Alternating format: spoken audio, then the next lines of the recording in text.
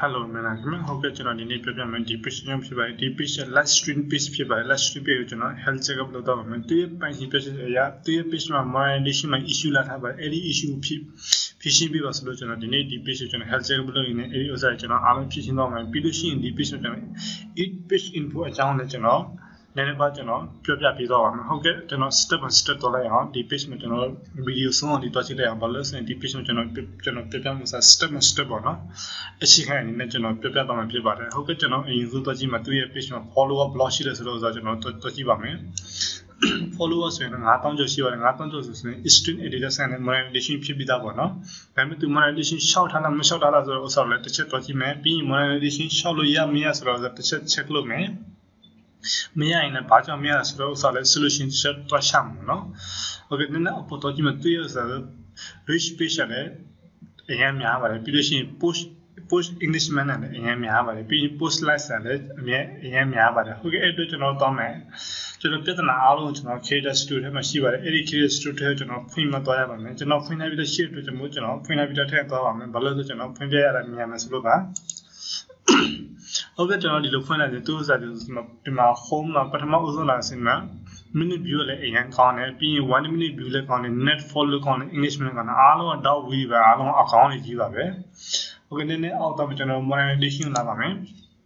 However, monetization like the 2 year patient of Nazan, I don't just see what follow, I don't see my coaching in Madama,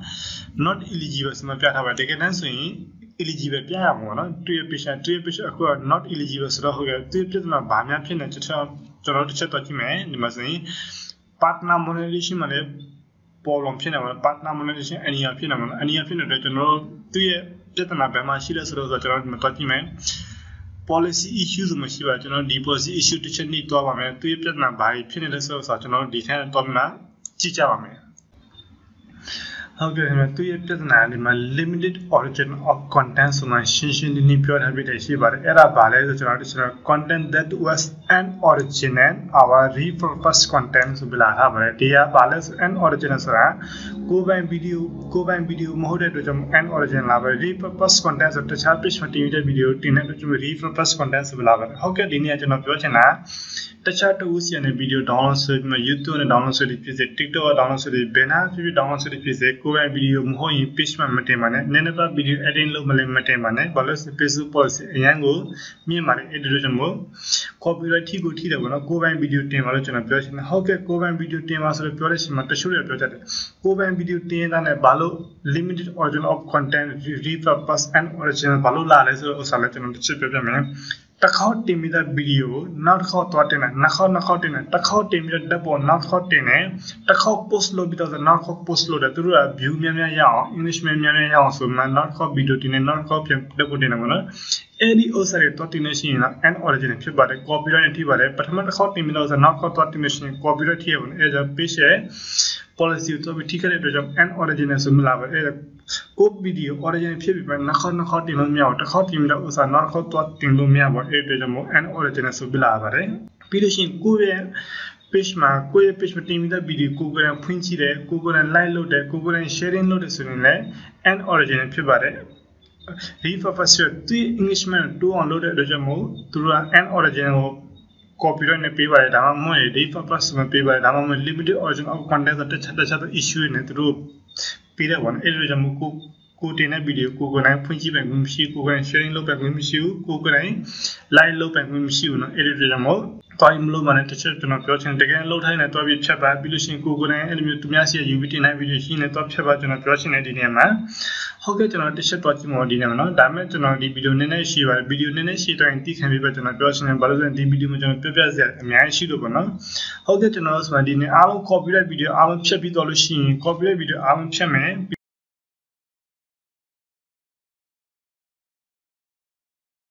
limited origin of content ဆိုလာတာပဲဒါပါတယ်လဲဆိုတော့ဒီပြဿနာပါလဲဆိုတော့ကျွန်တော်ပြောပြမယ်ဒီမှာ sharing content that was an origin our repurposed content ဆိုလာတာဟုတ်ကဲ့ကျွန်တော်ဒါလည်းပါလဲဆိုကျွန်တော်ပြောပြမယ် an original ဆိုတော့တခြားတော့ blog ကနေ YouTube ကနေတခြားလူရဲ့ video download save မတင်နေsin an original ဖြစ်ပါတယ်တခြားလူရဲ့ video download save တင်နေ copyright ထိပါတယ်အဲ့ဒါ grant ထိပါတယ် ပြီး repurpose content ဆိုတော့တခြား page မှာရှိပြီးသား video တခြား page မှာ post လုပ်ပြီးတဲ့ video တွားပြီးမှတင်လို့ရှိရင် repurpose content ဆိုပြီးလာပါတယ်ကိုယ်ပိုင် video မဟုတ်ရင် end origin လာပါတယ်ဟုတ်ကဲ့တချို့ကပြောချက်ပါတယ်ကိုယ်ပိုင် video တင်ရတာနဲ့ဘာလို့ limited origin of content repurpose content ဆိုလာလဲဆိုတော့ဥစ္စာကျွန်တော်ပြောပြမယ်ဒါလည်း solution နဲ့အများကြီးပဲဒါလည်းပြဿနာအကြောင်းရှိတဲ့အတွက်ကြောင့်ကျွန်တော်ပြောပြပါမယ်တစ်ခေါက်တင်ပြီးတဲ့ video ပေါ့နော်ကိုယ်ပိုင် video တစ်ခေါက် post လုပ်လိုက်တယ်ဘာမှမဖြစ်ဘူးနောက်တစ်ခေါက်ပြန်တော့ post လုပ်လို့ရှိရင် end origin လာပါတယ်တစ်ခေါက်တင်ပြီးတဲ့ပုံတစ်ခေါက်တင်ပြီးတဲ့ image နောက်တစ်ခေါက်တော့တင်လို့ရှိရင်လည်း copyright strike ထိပါတယ်ဘာလို့ထိလဲဆိုတချို့ပြောကြတယ်ကိုယ်ပိုင်တင်တဲ့ video နောက်တစ်ခေါက်ပြန်တော့တင်လို့ရှိရင် reach များရအောင် view များရအောင်ဆိုမှတို့နောက်တစ်ခေါက်တော့တင်နေရှိပါတယ်အဲ့လိုမျိုးတင်လို့မရပါဘူးနောက်ခေါက်တင်လို့ရှိရင်တစ်ခေါက်တင်ပြီးတဲ့ video နောက်တစ်ခေါက်ပြန်တော့တင်ရင် copyright ထိပါတယ်တစ်ခေါက်တင်ပြီးတဲ့ပုံနောက်တစ်ခေါက်တင်ရင်လည်း copyright ထိပါတယ်ပြီးရင်တခြားကိုတင်ပြီးတဲ့ post ဆိုနောက်ခေါက်ပြန်တော့တင်လို့မရပါဘူးပြီးလို့ရှိရင်ကိုယ်ပိုင် video ကိုယ်တိုင် sharing လုပ်လို့မရဘူးကိုယ်တိုင် like လုပ်လို့မရဘူးကိုယ်တိုင်ဖွင့်ကြည့်လို့မရဘူးเนาะအဲ့ဒါကြီးလုပ်ထားလို့ရှိရင်တော်ပြီဖြစ်ပါကျွန်တော်ပြောချင်တယ်ဒါမှမဟုတ်ရင်သူများ share ယူပြီးတင်ထားတဲ့ video ရှိရင်အားလုံးတော့ဖြစ်ပါ copyright နဲ့ပတ်သက်တဲ့ video image တွေအားလုံးတော့ဖြစ်ပါကျွန်တော်ပြောချင်တယ်ကိုယ်ပိုင် video ဖြစ်ပါစေကိုယ်ပိုင် video မှာလည်းနှစ်ခေါက်တင်ထားရှိရင်နောက်ဆုံးခေါက်တင်ထားဥစ္စာတော်ပြီဖြစ်ပါကျွန်တော်ပြောချင်တယ်အဲ့ဒါဖြတ်ပြီးတော့ရှိရင်ဒီ page မှာရက်30နဲ့ရက်40အထိ video တပုတ်အနေနဲ့တင်တော့ပါရက်40နဲ့ရက်40တိတင်ရင်တော့ 99% ပြောက်တယ်ပေါ့နော် 1% နဲ့မပြောက်ရှိပါတယ်ကျွန်တော်လုပ်ပြတဲ့ဥစ္စာမှာအားလုံးက 99% ပြောက်ပါတယ်ဒါပေမဲ့တချို့တလေမပြောက်ဘူးနော်အဲ့ဒီမပြောက်တဲ့အတွက်ကျွန်တော် solution ရှိပါတယ်အဲ့ဒီအတွက်ကျွန်တော်ဘယ်လိုလုပ်မလဲဆိုတဲ့ဥစ္စာကိုဒီနားကိုကျွန်တော်ဒီကနေ DT ကိုကျွန်တော် screenshot ဆွဲမှာပေါ့နော်ကျွန်တော်ဒီမှာ snap 2ရှိပါတယ်ကျွန်တော်ဒီကနေ DT ကိုကျွန်တော် screenshot ဆွဲမှာ screenshot ဆွဲပြီးရင်ကျွန်တော်တို့ဒီနေရာမှာဒီ link ပေါ့နော်ဒီ link ကျွန်တော်ဒီပုံစံနဲ့ပြီးကျွန်တော်ဒီမှာ copy လိုက် copy ပြီးကျွန်တော်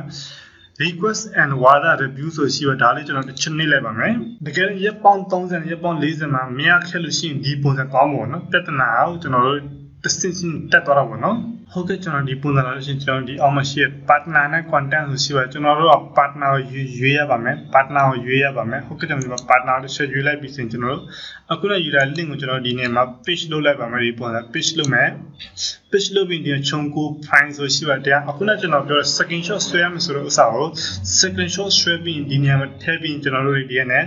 send ဆိုတဲ့ဥစ္စာဒီမှာတက်ပုံထည့်လိုက်ရင်ကျွန်တော်ဒီမှာ send ဆိုတဲ့ close ပေါ်လိုက် send close ပေါ်လိုက်ကျွန်တော် send ဆိုတော့နေလာလို့ရှိရင်ဒီမှာနေရပါတော့တကယ်နာမပေါ်လိုက်တာမပေါ်တကယ်ကျွန်တော် send နေလို့ရှိရင်အဲဒီဥစ္စာကြီး Facebook တင်မှာလာကြည့်မယ်ပြဿနာဘာမှမရှိဘူး copyright ပတ်သက်တာအားလုံးမရှိဘူးဆိုတော့ကျွန်တော်တို့ page ပြန်မှာစိမ်းအောင်လုပ်ပြီးမှပြန်မှ eligible ဖြစ်အောင်လုပ်ပြီးမှာပေါ့နော်တကယ်လို့ကိုယ့်ရဲ့ page မှာ copyright video မဖြတ်ဘဲနဲ့နောက်ခေါက်တင်ထား video တွားပြီးမဖြတ်ဘဲနဲ့ like လုပ်ထားဥစ္စာပြန် unlike တော့မလုပ်ဘဲနဲ့ sharing လုပ်ထား video တွားပြီးမဖြတ်ဘဲနဲ့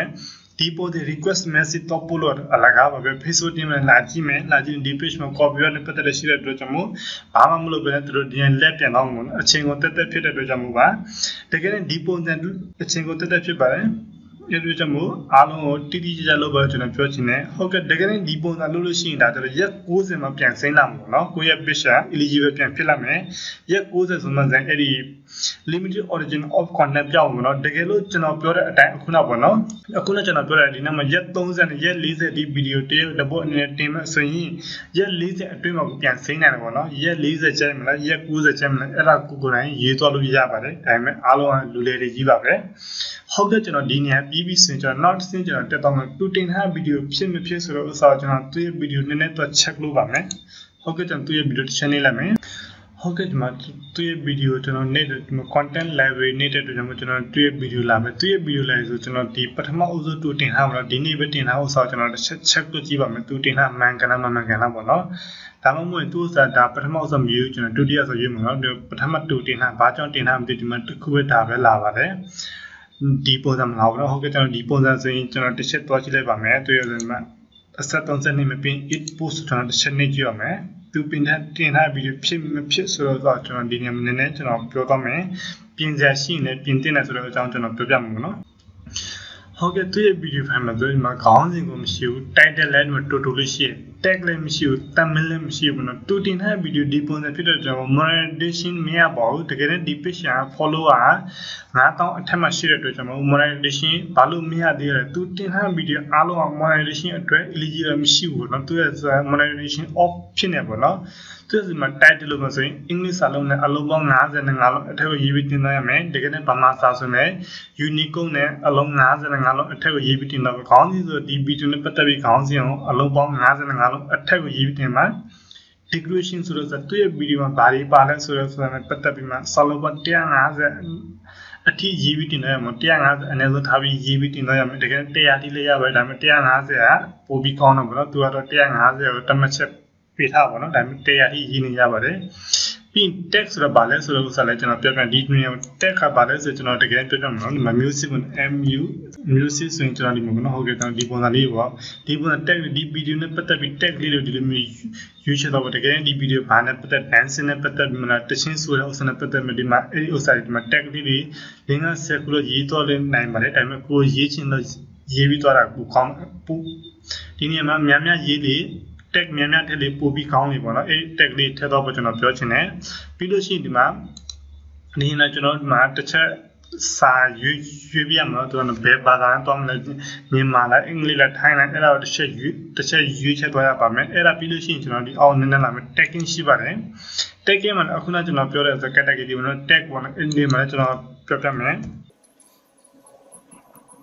ဟုတ်ကဲ့ဒီပုံစံလေးပေါ့ဒါလေးဆိုဒီမှာ tag လေးတွေဒီမှာကျွန်တော်တို့ထည့်နိုင်တော့ထည့်တော့ပို့ပြီးကောင်းမှာဒီမှာထည့်မှတိုင်းတချို့လေးကကျွန်တော်တို့ video search bar မှာနှိပ်ရှာလို့ရှိရင်ကျွန်တော်တို့ video ထိဆုံးရအောင်ဆိုမှကျွန်တော်တို့ဒီမှာ tag လေးထည့်ရပါမယ်အဲ့ tag လေးဒီမှာအကုန်လုံးထည့်တော့ပါကျွန်တော်ပြောချင်တယ်ဒီညမှာထည့်ကြမလို့ပါဘူးအဲ့ဒါပြီးရင်ဒီ video HD video ဖြစ်ပါစေဒါမှမဟုတ် HD video မဟုတ်ဆိုလဲ video editing တခုနဲ့တော့မှ HD video ပြန်လို့ export လုပ်မှတင်ပေါ့နော် HD video ဆို720အထက်ပေါ့နော်တစ်တညာ80ဆိုပိုမကောင်းနေပေါ့နော်ဟုတ်ကဲ့ကျွန်တော်ဒါလေးတစ်ချက်ပေးလိုက်ပါမယ်သူဗီဒီယိုတင်ထားလည်းမဖြစ်ပါအဲ့ဒီဗီဒီယိုတင်ထားအားလုံးဖြစ်အောင်လုပ်ရပါမယ်တကယ်တမ်းဆိုရင်သူဗီဒီယိုတင်ထားဖြစ်လို့ရှိရင်ဗီဒီယိုတင်ထားတာ title description အားလုံးမမကန်ထည့်မယ်ဆိုလို့ရှိရင်ဒီ monetization on ဖြစ်မှာလို့အခုသူစ can be monetized ပေါ့သူစ monetization မရဘူးတကယ်တမ်း monetization ဖြစ်အောင်အဲ့ဒီဥစ္စာတွေတော်လို့ရမယ်ဗီဒီယိုအားလုံးလို့မတော်ပြီးလို့ပြောချင်တယ်ဒီဗီဒီယိုတွေ original ဆိုရင်တော့ကောင်းပါတယ်ဒါပေမဲ့ copyright ဗီဒီယိုဆိုရင်တော့ဖြတ်ပြပါလို့ကျွန်တော်ပြောချင်တချို့ဗီဒီယိုတွေမှာရှိပါတယ်10မိနစ်နဲ့45စက္ကန့်ရှိပါတယ်10မိနစ်45စက္ကန့်ဆိုမရပါဘူး monetization အတွက်အဆင်မပြေဘူးနော်သူရဲ့ဗီဒီယိုအနည်းဆုံးတော့3မိနစ်ရှိပါစေပေါ့နော်တကယ်နဲ့ monetization on ပြီးသွားလို့ရှိရင်တော့စက္ကန့်60နဲ့စက္ကန့်120 180ဒီလက်ခံပါတယ်သူတို့အနည်းဆုံးစက္ကန့်60ဒီလက်ခံပါတယ်သူစတာဆိုတကယ်နဲ့ monetization on ပြီးတဲ့ page ဆိုရင်တော့ဒီဗီဒီယိုလည်း monetizationလာရှိရပေးစင်ရှာလို့ရဘူးတကယ်နဲ့သူအခုကျ monetization မအောင်တဲ့တင်တဲ့အတွက်ကြောင့်မို့ဒါတော့မရပါဘူးဒါလည်းတစ်ချက်ဖြတ်ပြပါလို့ကျွန်တော်ပြောချင်တယ်ပေါ့နော်အလကားတက်ဖြစ်တဲ့ကိုယ့်ရဲ့ page အလကားရှုပ်တယ်ပေါ့နော်ဒါပေမဲ့ဖြတ်ပြလို့ရပါတယ်ဟုတ်ကဲ့ကျွန်တော်ဒါပြီးလို့ရှိရင်နောက်တစ်နေရာတစ်ချက်တော့မယ်နောက်တစ်နေရာပြဿနာဘာလဲရှိလဲဆိုတော့ကျွန်တော်တစ်ချက်ချက်လို့ပြန်ပေါ့နော်ဟုတ်ကဲ့ဒီနေရာတစ်ချက်နေမယ် page ကိုဟုတ်ကဲ့သူရဲ့ page type ကျွန်တော်နည်းနည်း auto ဆိုတော့ it page info ဆိုရှိမှ edit page info မနော်ကျွန်တော်ဒါလေးရှင်းနေတော့မယ်ဟုတ်ကဲ့ edit page info မှာဆိုသူရဲ့ဒီမှာ name ထည့်ထားမှန်ပါတယ်ပြီးလို့ရှိရင် use name နဲ့သူထည့်ထားပါတယ်ပြီးလို့ရှိရင်ဒီမှာရေးထားမှန်ကန်လားမမှန်ကန်လားဆိုကျွန်တော်တစ်ချက် check လုပ်ကြည့်တော့မယ်တော့ရှင်းနေမယ်နေပြီးဒီမှာအနည်းဆုံး155လုံးအထက်ကိုရေးပြီးတင်လိုက်ရမယ်ဒီ page နဲ့ပတ်သက်မှာမနော်ဒီ page ဘာကြောင့်ဖွင့်လဲဘာတွေတင်တော့မယ်ဘာတွေလုပ်တော့မယ်ဆိုတော့ဥစားရေးပြီးတင်ရပါမယ်တကယ်နဲ့သူရေးထားလည်းမှန်ကန်ပါတယ်အော် post တော့ချတဲ့နေရာချထားလာဆိုကျွန်တော်တစ်ချက်ချက်လုပ်ပါမယ်ဟုတ်ကဲ့ကျွန်တော်ဒီနောက်ဆုံးစာလုံးမှာကျွန်တော်တို့ဒီမှာ post တော့လုံးချန်ခဲ့ post လုံးချရမှာနော်တကယ်စာလုံးအပြည့်မှာ post တော့မချလို့ရှိရင်မရပါဘူး post တော့ချကိုချရမှာနော်တကယ် post တော့မချလို့ဒီနေ့အမှန်မပြပါအခုကျွန်တော် post တော့ချအမှန်ပြပါနော်ဒီပုံစံနဲ့ post တော့ချပြရတယ်ဟုတ်ကဲ့ပြီးလို့ရှိရင်ကျွန်တော်နည်းနည်းအောက်တော့မယ်ဖြစ်လာမဖြစ်လာဘူးဒါလည်းနည်းနည်းအရေးကြီးတယ်ကြွဒီနေ့မှာ post တော့ချရမယ်ပြီးရင်ဒီမှာစာလုံးချတဲ့ချရမယ်ပိတ်တဲ့နေရာပေးရမှာပေါ့နော်ဒါလေးကျွန်တော်တို့လုပ်တော့ရပါမယ်ဟုတ်ကဲ့ကျွန်တော်နည်းနည်းအောက်ဆင်းတော့မယ် category မှာသူက live stream ဆိုတဲ့အတွက်သူက video creator တခုပဲရေးပြီးတော့မယ်လို့ live stream နဲ့ပတ်သက်ပြီး live stream ဆိုတော့ရေးပြီးတော့လို့ရတယ်ပြီးလို့ရှိရင် personal blog ဆိုမှရေးပြီးတော့ရတယ်ဒီမှာ3ခုလို့ရေးပြီးတော့လို့ရတဲ့အတွက်ကြောင့်မို့ video creator တော့ member ဒါပေမဲ့ personal blog ထဲပါဒါမှ live stream နဲ့ပတ်သက်ပြီးဥစားဒီမှာတခုရေးပြီးတော့ category တွေပေါ့နော် category 3ခုလို့ဆန်းပါတယ် email ထထားအရင်ကောင်းပါတယ်ပြီးရင် website မရှိဘူး website လည်းမရှိတော့အမှတ်ချထားတဲ့အတိုင်းပဲဘာမှဖြစ်ပေါ်တကယ်နဲ့ဆိုရင်ဒီမှာကိုယ့်ရဲ့ YouTube link ရှိနေ YouTube link ကိုလာပြီးထည့်ပါကျွန်တော်ပြောချင်တယ်သူရေးတာ Thailand ပြီးရင်ကျွန်တော်သူ address တော့ city အမှန်လားမမှန်လားကျွန်တော်လည်းမသိဘူးဒါပေမဲ့ zip code မှန်လားမမှန်လားမသိဘူးဒါအားလုံးတစ်ချက် check လုပ်ပါကျွန်တော်ပြောချင်တာလေးမှန်မှန်ကန်ကန်ထည့်ပါတခြားဥစ္စာတော့ပြောစရာမရှိပါဘူးတခြားဒီ service area ဘာညာထည့်ကြမလို့ဘာလို့ဆိုသူ last stream နဲ့ပတ်သက်ပြီးတကယ် page မှာဈေးရောက်နေပါရဆိုရင်တော့ဒီမှာ service area ထည့်ရပဲတကယ်ဒီမှာ service area မထည့်ရတဲ့ဒီ page last stream နဲ့ပတ်သက်မှာဒီမှာကျွန်တော် always open ဆိုထားရပါတယ်ဒီနေရာထားလို့ရှိရင်နည်းနည်းမားတယ်ပေါ့နော် always open ထားပါပြီးရင်ကိုကဈေးရောက်နေပါညာဆိုရင်တော့ဒီမှာအချင်းအကန့်အသတ်နဲ့ထားလို့ရပါတော့ကျွန်တော်ဒီမှာ last stream နဲ့ပတ်သက်ပြီးဆိုတော့ကျွန်တော် always open ထားတာပုံမှန်အဆင်ပြေတယ်ဟုတ်ကဲ့ဒီနေ့ဒီပြင်ဒီလောက်ပါအားလုံးကိုကျွန်တော်ကျေးဇူးတင်ပါတယ်ဒီနေ့ဒီပြင်မှာကျွန်တော်ပြပြတာအားလုံး step by step လုပ်သွားမှဆိုတော့ဒီ page ပြင်ပြီးကောင်းလာကိုရ 100% ရှိတကယ်နဲ့အဲ့ဒီကျွန်တော်ပြောတဲ့အတိုင်း follow မလုပ်ဘဲနဲ့ဒီအဆင့်ကျော်ပြီးသွားရင်တော့ကျွန်တော်ပြောဖို့မတက်ဘူးเนาะဟုတ်ကဲ့ဒီနေ့ဒီပြင်ကျွန်တော်ဒီလောက်ပါအားလုံးကျွန်တော်ကျေးဇူးတင်ပါတယ်အားလုံးလည်းအောင်မြင်ပါစေလို့ကျွန်တော်ပြောချင်တယ်